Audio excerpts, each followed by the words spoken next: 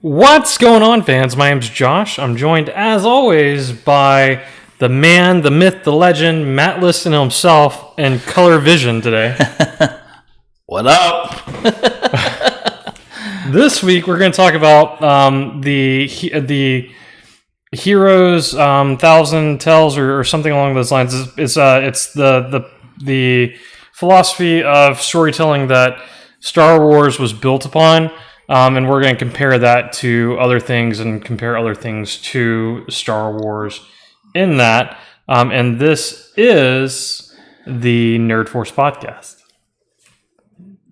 So, Matt, what do you got for other news this week? All right, one thing that really, of course, well, hold on. First of all, before we, for all those listening at home, we're trying out this new audio or video format as well to add on to our podcast. If you're listening on the podcast, we definitely appreciate that you're listening there, but definitely go check out our YouTube channel, as we'll be uploading this at the same time on the YouTube channel that the podcast comes out, so you can look at our amazing faces as we talk about nerdy stuff. I'm sure that's all everyone's been thinking about over the past year was that. So I think the first thing I wanted to talk about was Boba Fett and the Mandalorian. Okay.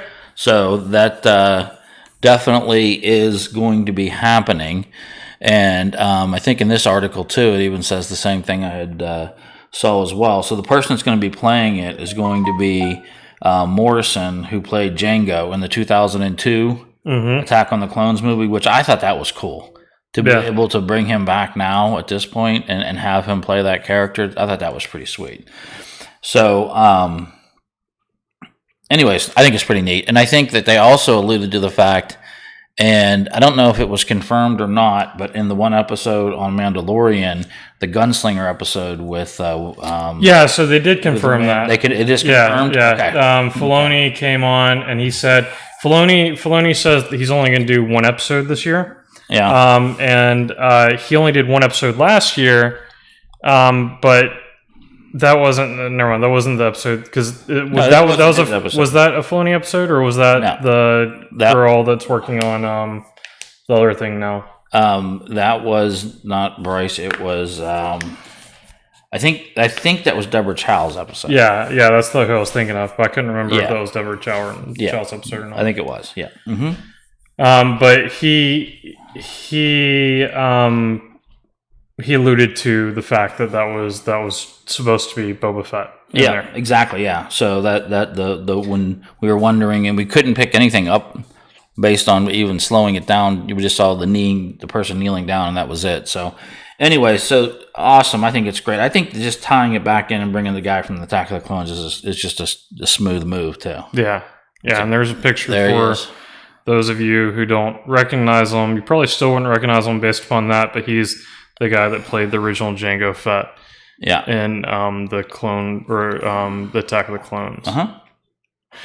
So that presents a really interesting conversation. Do you think that and there's the gunslinger with a mystery figure sporting bounty hunter. Yeah. So with the spurs is what gave it away, what everybody's pointing back to. Right. Yeah. So do you think that with Boba Fett being there, do you think that opens up the door for Rex Antillion being there, and then Rex Antillion also being played by this actor? Because Rex Antillion would be the same person. Exactly. Essentially as Boba Fett.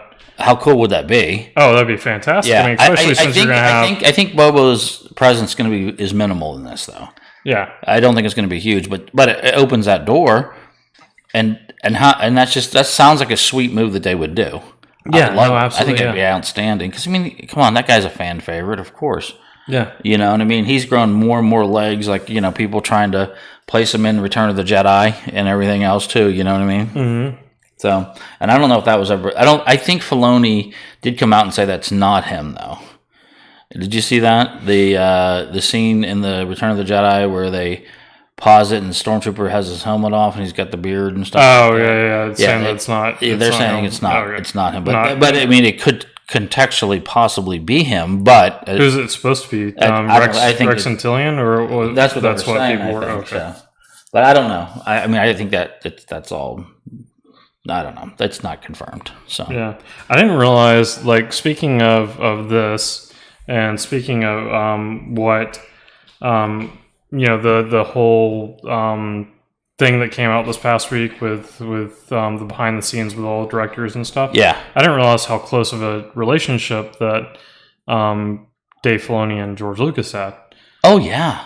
Oh yeah. Like, I mean, they. It's like the son he never had. Yeah, exactly. You know, I definitely when some of the earlier stuff I've seen with him, it really was. I think Filoni really was just a vault of nerdness that really had the talent too. Because he was obviously he's a cartoonist and an animator by trade. Well, he's worked on some really good stuff too. I mean, aside from all the Star Wars stuff, he did Airbender, The Last Airbender, which was phenomenal. And he did what did he do before that? What was he on? Doesn't matter. I forget now. Yeah. But anyways, he did have some cred, and then it was interesting in that Mandalorian behind the scenes episode. When he talks about his first encounter with George too, you know what I mean? And for George to make that type of a gut decision on that alone, is pretty impactful. And obviously he completely judged him correctly. I mean, clearly. And what's interesting is, and I don't want to go down that, well, we can, I guess, just that particular episode when the other directors are talking about him, and he's basically there and can always. They're saying, "Well, what about that? Does that right?" He goes, "Well, technically, that particular shoulder pad on the stormtrooper would not be appropriate because." And I'm like thinking, "Oh my god, that's just outstanding!" So, if I could only pick your brain, exactly. Oh man, talk about like ideal guest on the podcast. Oh my, how that fantastic would be outstanding. That would go on for hours. Yeah, to have him and Seth on at the same time. That would be great. That would be outstanding. So, no, I just think he's obviously what he's been able to do and what he does do, and I think how he's going to carry Star Wars forward. He's a very integral part, and what I like most too about him is he still comes across, in my mind, as being humble. And just so still appreciative of having that opportunity to be part of Star Wars.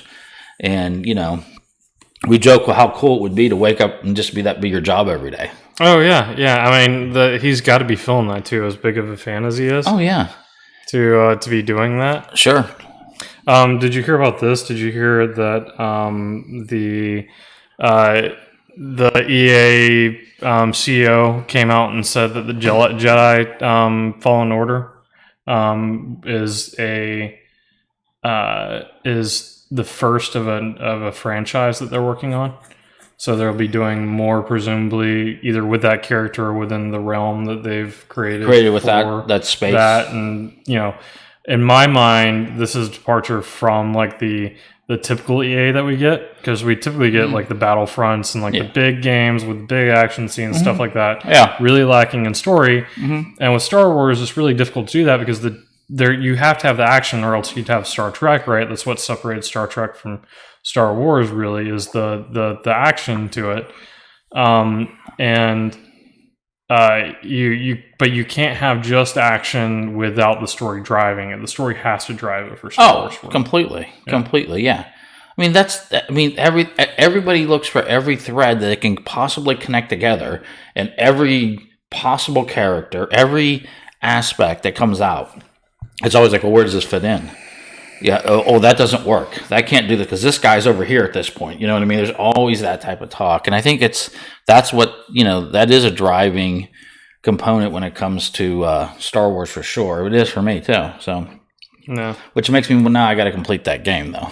Yeah. No, absolutely. Yeah. I got to complete it. I still got to finish Final Fantasy VII. Yeah. Seth messaged me. Seth messaged me yesterday on Twitter, and he's like, you finish it yet? And I'm like, no, dude, I've still got the last battle left. Yeah. It's like I would finish it. I've got to finish it. Like I'm going to finish it. Yeah. It's just like I know that I'm gonna have to sit down for like 3 hours because the final battle is like 3 hours long. Yeah. So, Eat your Wheaties. yeah. Get it done. What's next? Did you have any other thoughts on the Fallen Order stuff? Or So, I mean, are they saying that their progression of games are going to be continuing down that line, i.e., that they're going to be making kind of like a additional Star Wars story through video game, and it's going to be a continuation of these particular characters going through this? I got something similar to that from it. I mean, from what it says is that the first title is first title in an entire new franchise. So I don't know if that means that we're going to be following that particular character or not, but or if it's just gonna like have the fabric, or if they're building out a fabric that will weave everything together. Yeah, but I don't know. So I think they'll probably. I'm guessing, but I think that they'll probably do is create some form of continuity with these games that's going to become another Star Wars story. Yeah, because it's going to drive people to want to play it, so they can get the story. You know what I mean? Oh yeah, no, I mean that completely makes sense. Yeah, I mean the entire reason that I'm spending like so much time on every single episode of the Clone Wars is because there's so much extra connective tissue within that medium as far as like cartoons and stuff goes, and there's a lot of filler within certain pieces of it, because I mean the first 5 seasons were all 22 episodes long, right? And as far as like stuff that's essential for the storyline, maybe like 15 of those, but everything else is kind of filler. But I mean, I would have never caught that thing that I told you about previously, or that we talked about last week on the podcast, if I wouldn't have been paying attention to that.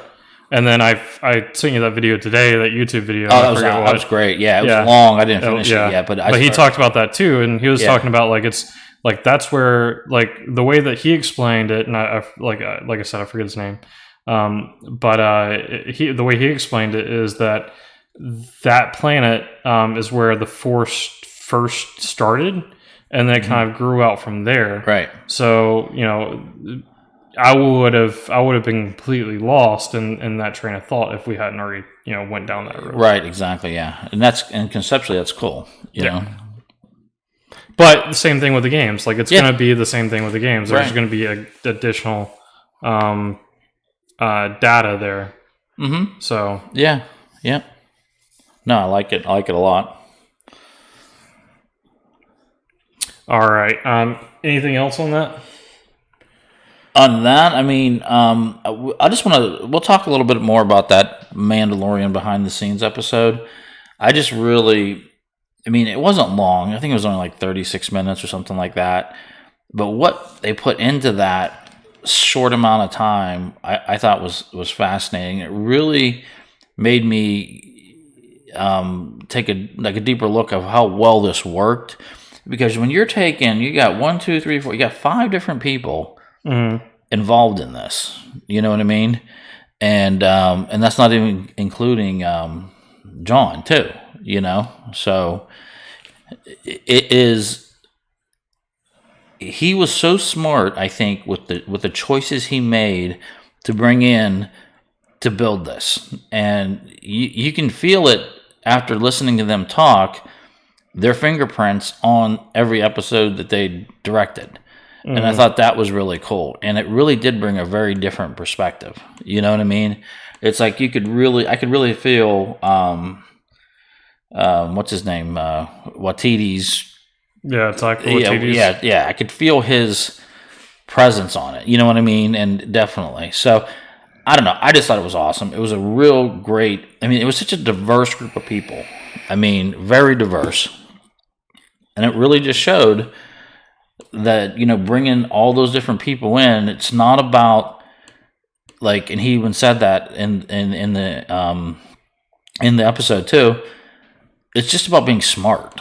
You know what I mean? If you're smart and you're talented and you're creative, bringing that together, this is what you get, And obviously it was outstanding because The Mandalorian has done an outstanding, and it's just fantastic. It's interesting, so I do recommend people watch it.